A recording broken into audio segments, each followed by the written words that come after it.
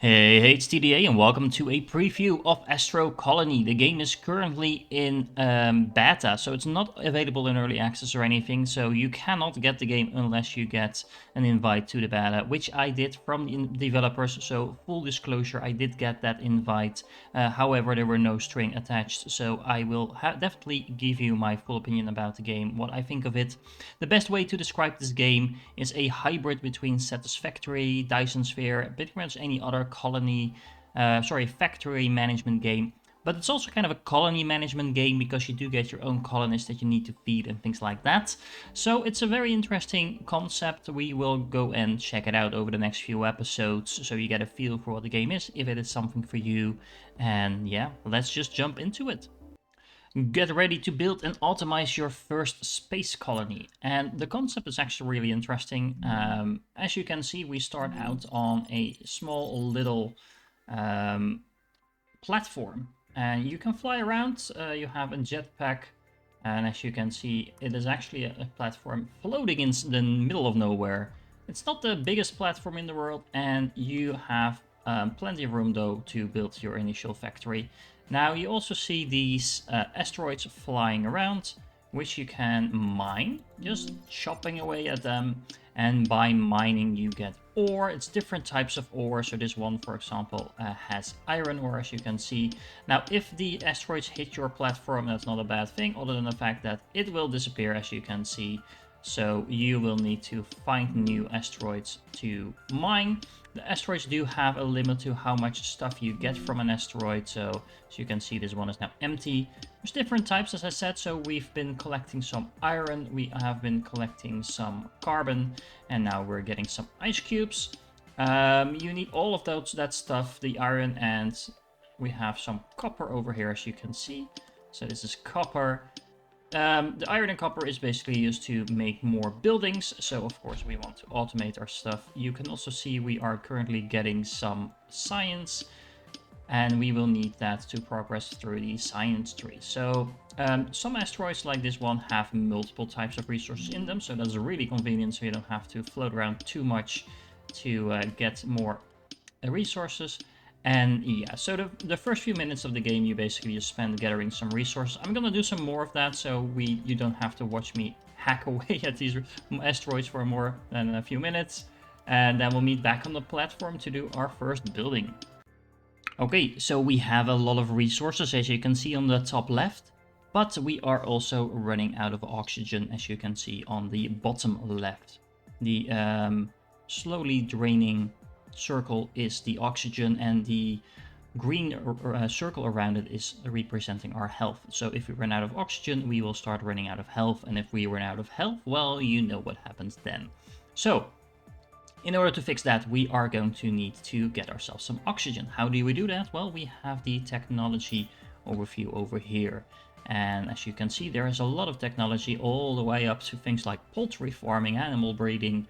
Like I said, this is also a colony management game where you have to feed your people, which is a really interesting concept, combined with the fact that initially it turns out to be a kind of factory optimization game like Satisfactory, Dyson Sphere, etc. So if you like those types of games, or if you like colony management games like Surviving Mars, etc., you will probably also like this, because these kind of combines those two concepts. Really cool. The development team is only one person, so it's really impressive that they've been able to make a game like this just by making it themselves. But let's get back to it, and first research, oxygen. We are also going to get ourselves some power. We are also going to get ourselves asteroid catching, which will mean we can catch asteroids with a building, which is also really cool. We will research a smelter in order to get our automation going, and in order to really automate things, we will also need to craft some conveyor belts. And on top of that, yes, I'm gonna do a few things at the same time. In order to get the electricity to go anywhere, we'll need cables. So in order to get those cables, we'll also need the copper wires.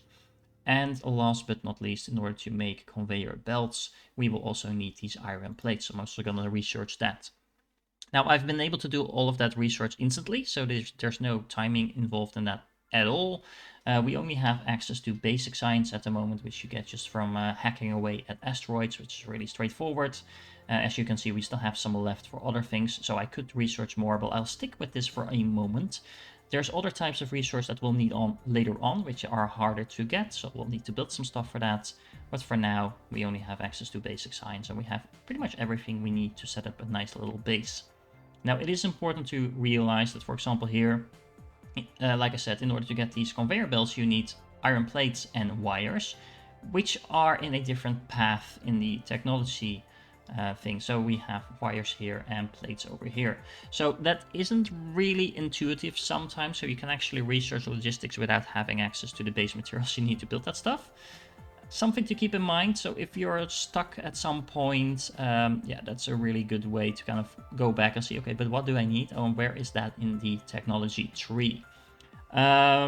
Other than that, there's also the tutorial. So we have this robot following us around. We're actually going to turn it off.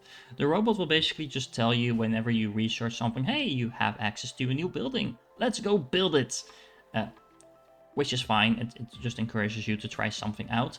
It doesn't necessarily keep to a certain logical order to build stuff. So it might encourage you to start building stuff that you really don't have that much use for at that point in time. But you won't find out until after you've built it, and it might cost you a lot of resources. So I'm actually going to turn the little robot off, put it to sleep. But yeah, that is just something that you should be aware of. It also gives you multiple quests. So like you can see over here, you can swap between the different quests that we've gotten. Turn it off. You don't get any rewards for the quest or anything like that, so you don't necessarily need to do them. And like I said, they don't always come in the most logical order. Now, in order to build some stuff, we are going to have 2 ways to do that. Well, actually 3 ways. So first of all, we have the handcrafting overview, which I keep thinking is J, but it's actually I. The short key that is. So we have raw resources in our inventory. If you press this, you can see the resources that you have. But what we want to do is set a recipe to handcraft a few things. So iron bar hand means you're not building a hand from iron bars, as I initially thought, and it was really confusing me. No, you are making iron bars by hand. That's what that means, apparently. Okay, you can just toggle this on and then make an infinite amount, so it will use any raw resource that you have in your inventory to make some of these bars. Similarly, you can do the same thing with the wires. You will get 4 wires or 3 wires, depending on the type, from every time you do this specific recipe. The iron wires are not necessarily something you will need a lot of initially, so I don't recommend making too many of those. The iron plates, however, we are going to need because we are going to craft ourselves some conveyor belts. Now, I don't recommend that you keep these on autopilot the entire time, for the very simple reason that that will mean you're consuming all your bars, and you also need those to actually build some buildings. So turn those off. The same goes for the copper wires. You will need a couple of these, but we now have 21 already, so that's more than enough. There's not really any reason necessarily to stop handcrafting the iron bars. You do need a lot of those, but we will want to turn those off at some point as well. So first things first, oxygen. We have access to the oxygen generator, which we are going to place down over here. The oxygen generator, if we toggle it, we can put in some ice. We don't actually need to put the ice in if we don't want to. We also have a little button here that can help us refill our oxygen by using ice to make some oxygen. You don't necessarily need to open the building to do that. So on the right, you can see the short key. So if I just hover over the building and then hover over the building, actually, I mean, sorry, then we can refill our oxygen as we go. And we have some more ice left, so we're good to go. So, oxygen problem solved. Now, something that was a little bit counterintuitive as well to me, we can actually power this, but we don't need to power it at the moment. So we have the power entrance here, we have the water entrance here, but as you can see, we don't have access to any water, we don't have access to any power, and it's still working just fine. So once again, you might be inclined to start this up and completely have this work, but there's no reason to do that initially. Now, what else? we are going to catch ourselves some asteroids. So in order to do that, we are going to build ourselves an asteroid catcher. Now be a bit mindful of where the inputs and outputs are. As you can see, we have the power input on the inside, and we have 2 outputs on either side of the asteroid catcher. We are just going to place it down over here on the corner of our nice little platform. And in order to have this work, we're also going to need to supply it with some power. So let's do that. I'm actually gonna put the power on this side, I think. Let's go with that. So we're gonna put some power over here. And then we are going to make some wires. And the wires are going to go something like this, and then in front here. We are definitely going to have to do something about this, because we don't want these power cables to get all in the way, but we don't have access to the necessary research to make this look pretty just yet, so we'll just have to deal with it for the moment. Now, in order to get this carbon reactor to do anything, we'll have to put in some carbon, and now we are producing 10 energy, which is quite a lot, because if you check out the asteroid catcher, it only consumes 1, so we can actually power 10 of these with a single carbon generator. We don't need 10 of these, not just yet anyway, but that's good to know. Now, if we go into our asteroid catcher, we can, as the name implies, catch some asteroids. Now, the interesting thing is you can actually kind of queue up asteroids.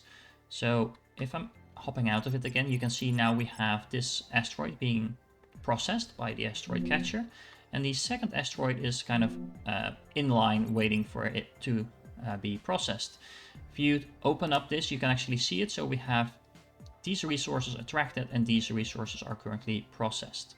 Now, we can just get these in our inventory. So you can just say, hey, just put this stuff in my inventory, and then we can craft stuff from that. But we want to automate this, because after all, this is an automation game. Now, in order to do that, something to be aware of is that you probably want to turn off the auto crafting at this point, just to make sure you're not consuming any raw resources when you don't actually need to. And I'll show you why in a second, because we are going to place down a smelter. Now, once again, you do need to kind of look at how this works. We have a power on one side, and we also have inputs on the other 2 sides. So as you can see, if I align it like this, we can have the inputs over here. And we also need to power this, so we are going to take a little bit of wire and make sure this is also hooked up to our power grid. Now, we are also going to find our conveyor belt, which is, I think is this one, yep. And you do need to check the direction of your conveyor belts. It won't be able to read your mind where it needs to go, but if we do it like this, as you can see, hey, now our ores are automatically coming out. So if we do it like this, our ore will now automatically be transported into our smelter. And we also powered our smelter, which is really nice. So if we now open up our smelter, you can see, hey, now we have all kinds of ores in here, and we have all kinds of recipes. So it will automatically start processing any raw iron or copper or gold that is put in here. You can also just put in some stuff manually. So for example, we have some leftover gold. So if I put that in here, you can see it will now start processing the gold bars. It's consuming 2. So in total, we are now using 3 energy with 1 catcher and 1 smelter. And we had 10 available, so no problem there. And let's put down the last little bit of iron ore as well. Now, unfortunately, the catcher is not yet automated, so we'll need to hop back in every now and then and catch some more asteroids. But all in all, as soon as this is processing something, it will now be put in here. Now, if you catch asteroids, for example, some ice asteroids or anything else that the smelter will not actually be able to process, it's not a bad thing. The raw resources will just get stuck in here. As you can see, you can kind of scroll through it to see what is available in here.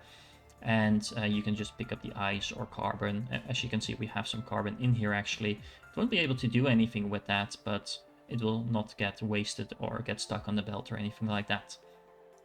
Now, what is also important to realize is that this iron bar and copper bar recipe is actually more efficient than our handcrafted recipe. If we look at our handcrafted recipe, It takes 2 ore to make 1 bar. So that's 2 ore for 1 bar. And if we check out the recipe over here, it takes 3 ore to make 2 bars. So it's basically 1.5 raw resource per item. So it's actually quite a bit more efficient, so you don't want to be handcrafting anything unless you need to. And I don't know why you would need to, because we are now able to automate everything.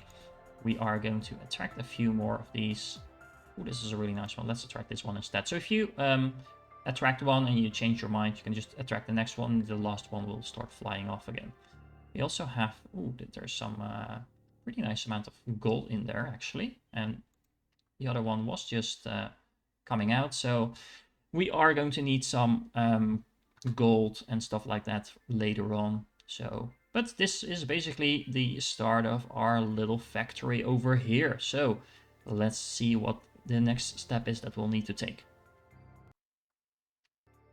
Okay, so the last thing we are going to do in this specific episode is oxygen. We have, as you can see, only about half a bar full of oxygen left. So let's make sure we don't have to manually fix that every time, shall we?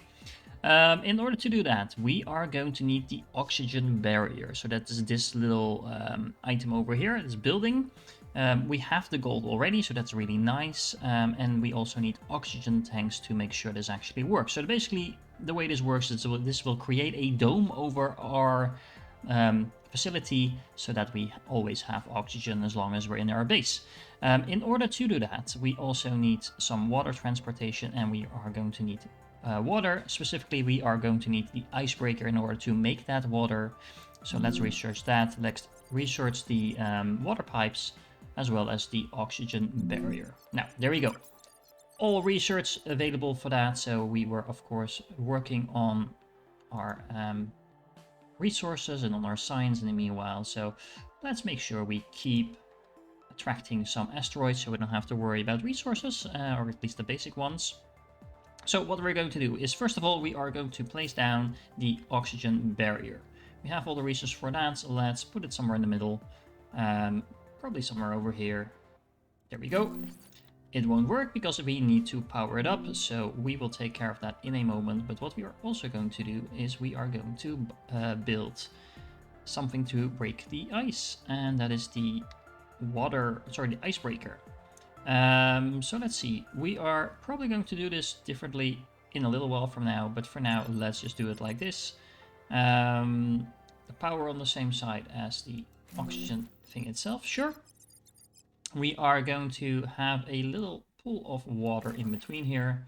This is basically a small aquarium where we can put the water, and then we're going to connect that. Oh, we don't have the water pipes for that, so let's make a few.